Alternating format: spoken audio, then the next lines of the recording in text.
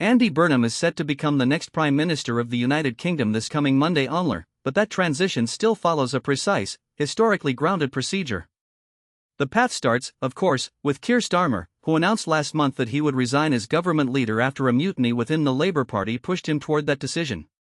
That left a vacancy for the head of the Labour Party, and because the United Kingdom's system works around parties rather than individual candidates, the party's choice is what matters. Turns out the most powerful figure at the moment is Andy Burnham, the former mayor of Manchester who has recently secured a special seat in Parliament, making him eligible for leadership duties. In a dramatic, almost one-man race, Burnham received the endorsement of almost 95% of Labour's MPs. No other reformers could bring enough nominations to stand against him, so the leadership contest has been effectively decided. On Friday, the Labour Party will hold a special conference to make the final announcement. The speech will officially appoint Burnham as leader of the party that, at present, holds the government. The timing is no coincidence. The early afternoon announcement will secure his position before the official handover to the monarch.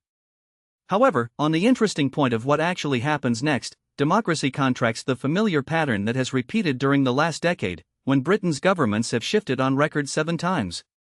After the conference, for roughly 2 days Burnham will be the Labour leader but not yet the Prime Minister. In a custom that has tended to remain the same, Starmer will keep his official duties until he personally travels to Buckingham Palace at the start of Monday morning. The trip is short, a first-class ride of a few minutes, just to front the King's ceremonial palace. There, he will deliver his resignation to King Charles III. King Charles III, who accedes to the throne less than 4 years ago, has already overseen the funeral of Queen Elizabeth II and the seamless transitions of Liz Truss, Rishi Sunak, and now Starmer.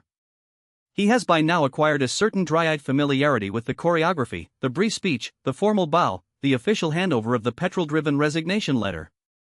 Following Starmer's departure, Mr. Burnham will arrive at Buckingham Palace to greet the King, who will invite him to form a government, the official start of his premiership.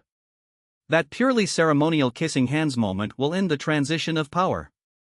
When Burnham takes the oath and receives the King's approval, he will become the official head of the United Kingdom, assuming the title Prime Minister.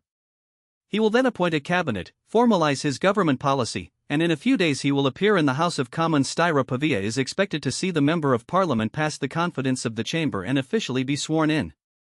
The procedure is a reminder that Britain still runs on a Westminster style of democracy, wherein the voters choose a party, the party chooses a leader, and that leader, with the backing of the monarch, carries the weight of the state.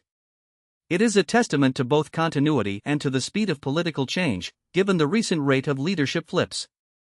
Burnham's entry comes at a moment of challenge, yet the system surprisingly fittingly safeguards that stakeholders remain in control of the transition. So, as we watch the special turn of events at Monarchy Crown, we anticipate an ordinary weekend, cut short by the palace door, a simple spoken oath, and the band of process that remembers how to keep Britain running.